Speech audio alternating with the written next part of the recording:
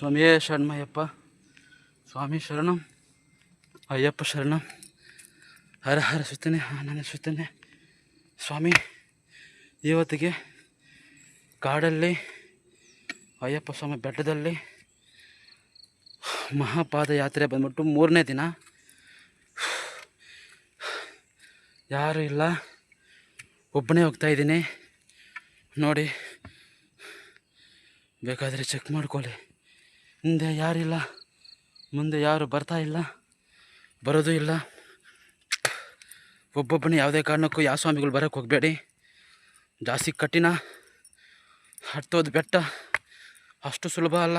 ಪಾದಯಾತ್ರೆ ನಡ್ಕೊಂಡು ಪುಳ್ಮೇಡ್ಗೆ ಹತ್ತೋದು.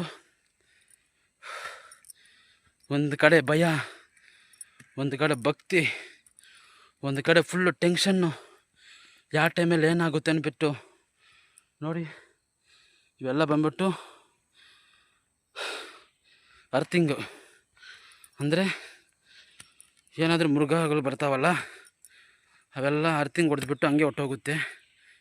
ಎಷ್ಟು ಹೊಡೆದ್ರೆ ಏನು, ಮತ್ತು ಹಿಂಗೆ ಬಂದುಬಿಡುತ್ತೆ. ನಾವು ಏನು ಮಾಡೋದು? ಸ್ವಾಮಿ ಶರಣಮಯ್ಯಪ್ಪ, ಮುಂಜಾಗ್ರತೆ ಇರಬೇಕು ಜಾಸ್ತಿ.